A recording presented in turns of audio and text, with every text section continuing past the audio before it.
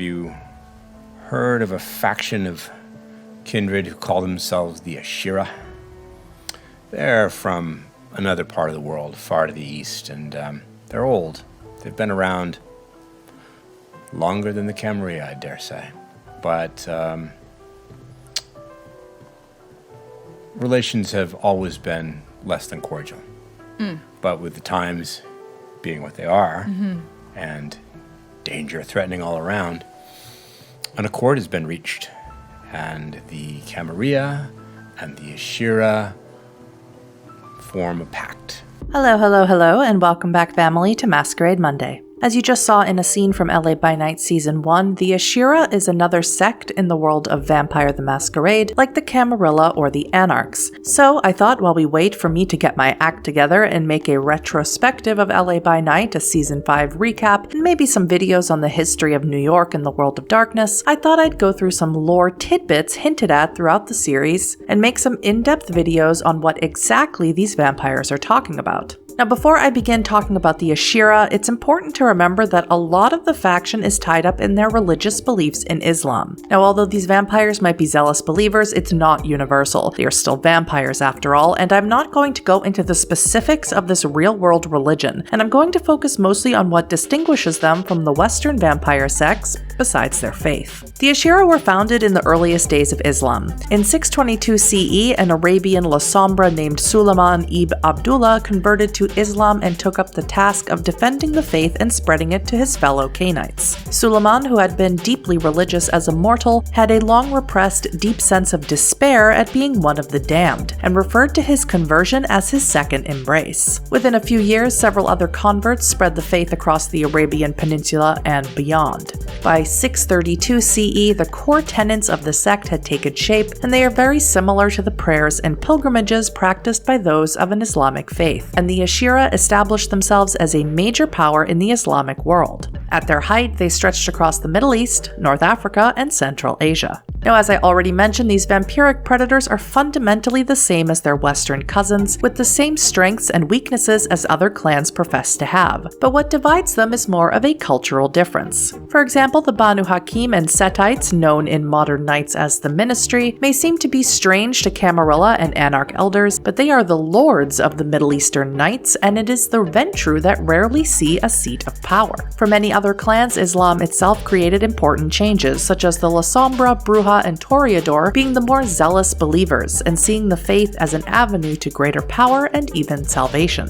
Of course, politics and ambitions infect the sect like any other vampiric enterprise. True devotion is rare and purity is practically impossible, with the majority of Canaanites being Muslim in name but not in heart, rather simply following the dominant culture because it is convenient to do so. After all, many of them believe that their curse separates them from mankind and any hope for salvation. And just like the Camarilla, the Ashira aspire and espouse to be a unified community and faction, but it is actually a diversity of enclaves bound together by some common beliefs. And the Ashira will differ from city to city, with local realities ruling the night as they do during the day. Most clans have traditions concerning a sire's responsibility to their childer, and the Camarilla have the tradition of the accounting. The Ashira are no different and have their own expectations of those within their sect. After all, the actions of the child reflect directly upon the reputation and standing of the sire. Thus, the specific duties required of a sire toward their progeny include to maintain significant ties with their progeny to ensure that they continue to lead virtuous lives, instruction in the Islamic faith, which must seem very obvious at this point, teach the child how to feed and how to perform the embrace, set an example of charity and compassion, and should the child commit or cause great offense, the sire must dole out punishment according to the sire's judgment. While these duties are admirable in the abstract and generally maintain a sense of dignity and propriety among the Ashira, they also make for a great deal of political intrigue in the sect. More than one Ashira has seen their reputation and social standing tarnished through the missteps of their progeny.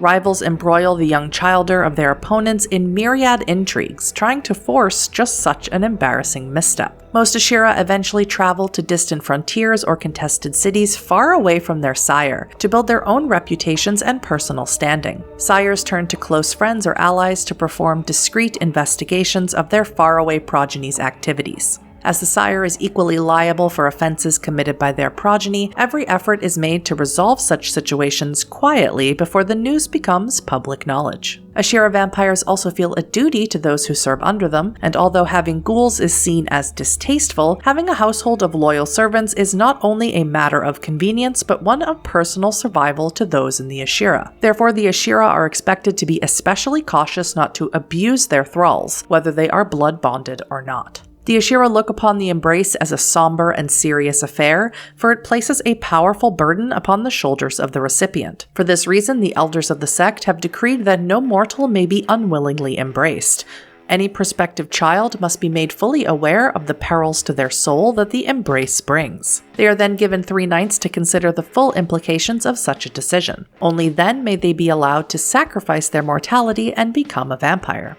It should be noted that if a mortal approaches an Ashira and asks to be embraced, the vampire is likewise required to wait 3 days to consider the wisdom of such an act before making his decision. Of course, the same questions raised by servants arise in the case of childer. Can a mortal, enthralled by vampiric beauty or even the blood bond, be considered willing? The Ashira sect prides itself on conferring authority based on religious merit rather than sheer age or power, but Cainites, being cursed with undying ambition and raging distrust, are tainted by the baser games of intrigue and power-mongering. Therefore, just like the Western kindred, Cainites in the Ashira compete over domain. Whichever elder is able to enforce their will over an area is known as the Sultan, the equivalent to a Camarilla prince, and just like a prince, a Sultan remains Sultan only so long as no one can displace them.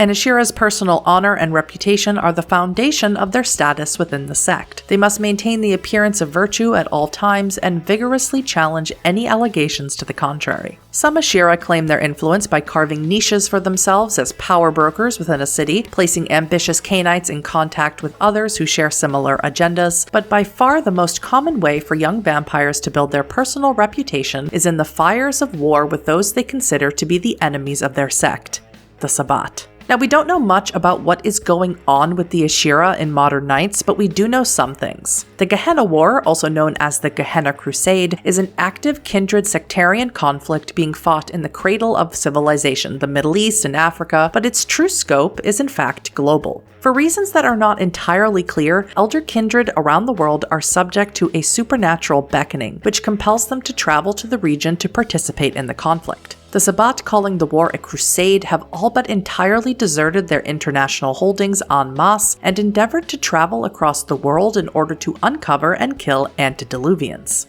Conversely, the Camarilla, who seek to contain them, protect the Masquerade, and to protect the graves of torpored Methuselah from being disturbed by Sabbat who might confuse them for antediluvians. Therefore, an alliance has been struck between the Ashira and the Ivory Tower. This alliance has resulted in the Toreador Victoria Ash being bound to the Banu Hakim Tigirius in a blood wedding called the Vermilion Wedding in Tehran, Iran, which represents the new bond and alliance between the Ashira and the Camarilla sects. As always, time will tell what ramifications this alliance will have on the world of vampires.